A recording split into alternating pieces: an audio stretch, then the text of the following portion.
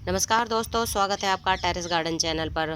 तो दोस्तों, आज हम बातें करेंगे कि कार्नेशन के प्लांट को हम गर्मियों में किस तरह से बचा के रखें कि गर्मियों में वो हमारा प्लांट चलता भी रहे और उसमें फ्लावर भी आते रहें। तो कार्नेशन का प्लांट विंटर सीजन का प्लांट होता है और इसमें कई कलर के फ्लावर आते हैं।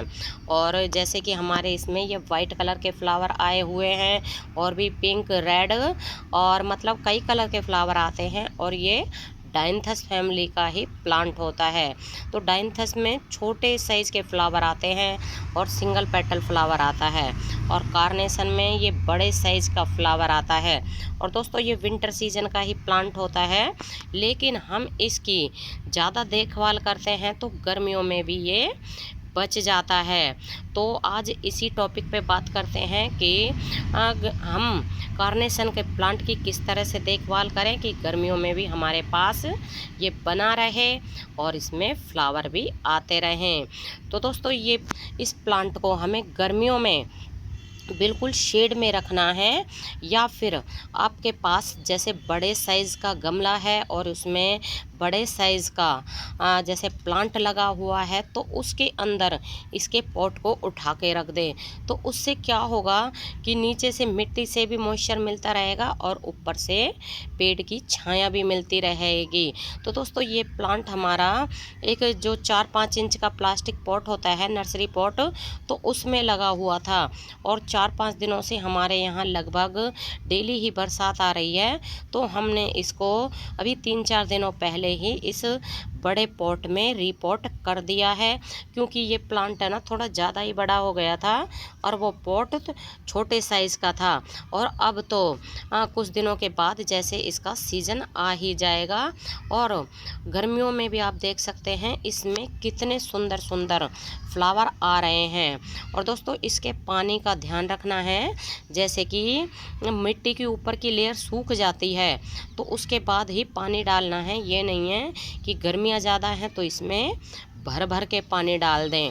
और समर सीजन में इस प्लांट में किसी भी तरह का कोई भी फर्टिलाइज़र ना डालें, क्योंकि जैसे कि अगर आप चाहें तो इसमें बनाना पील का लिक्विड फर्टिलाइज़र डाल सकते हैं, लेकिन इसमें जैसे गोबर खाद या वर्मी कंपोस्ट या कंपोस्ट बिल्कुल भी ना डालें, क्योंकि ये खादें गर्म होती हैं और ये प्लांट हमारा ख़राब हो सकता है। तो हमारा जैसे कि ये विंटर सीजन का प्लांट बच गया था, तो हमने फिर इसको ऐसी जगह रख दिया जहां इसके ऊपर बिल्कुल भी सनलाइट ना आए, और आए तो इसकी शाम के टाइम जैसे आधे 1 घंटे की सनलाइट आती है इसके ऊपर, और उसके बाद में इसमें आप देख सकते हैं फ्लावर भी आ रहे हैं। और इसमें पूरी गर्मियां भर फ्लावर आए हैं, और अब भी आप देख सकते हैं कि ये फ्लावर खिल रहा है और एक ये इसमें कली भी बन रही है। और दोस्तों, जैसे ये ना इसकी ब्रांच ये बड़ी हो के और ये थोड़ी सी है ना ऐसे जलने सी लग जाती है, तो इनको ना कट कर देना चाहिए।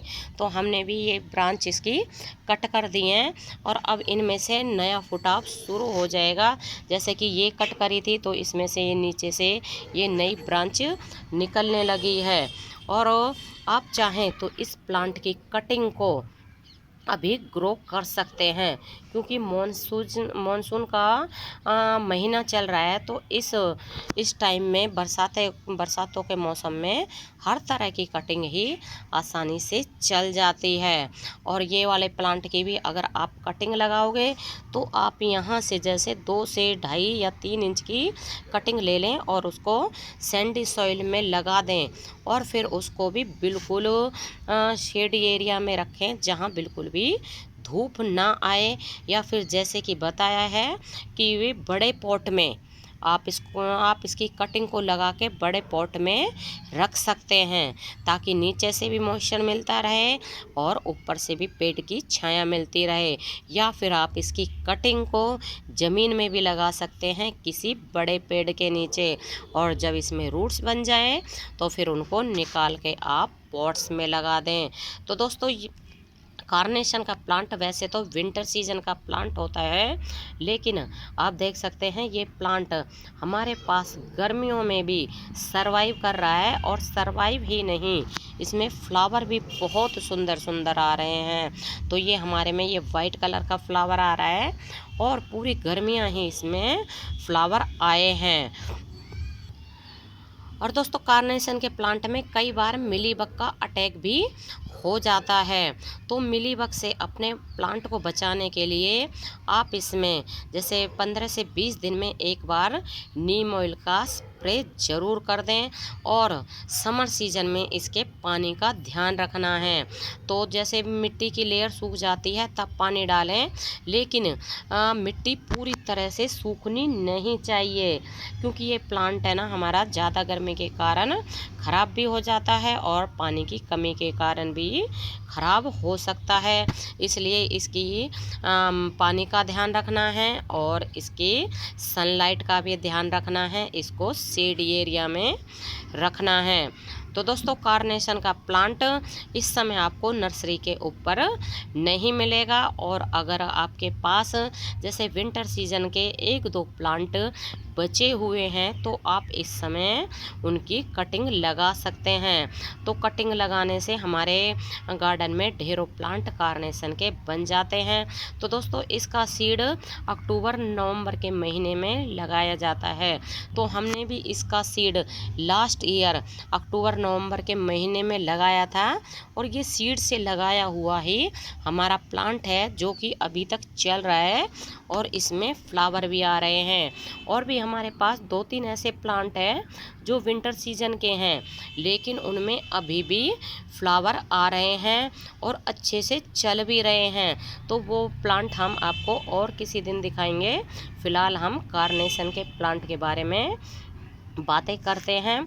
तो दोस्तों इस प्लांट को आप विंटर सीजन में नर्सरी से ला सकते हैं और इस समय तो ये नर्सरी के ऊपर आपको नहीं मिलेगा।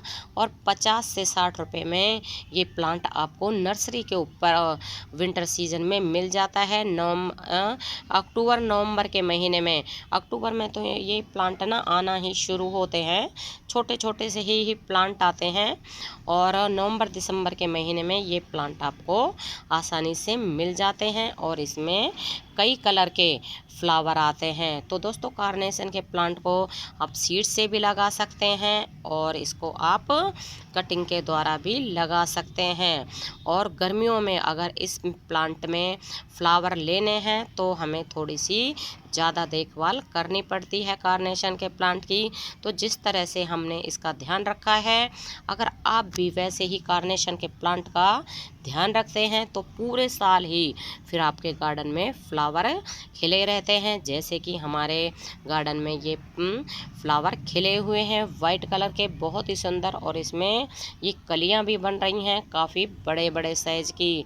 तो दोस्तों अभी के लिए बस इतना ही, फिर मिलते हैं किसी और नई वीडियो में किसी और नई जानकारी के साथ। तब तक के लिए नमस्ते जी, धन्यवाद।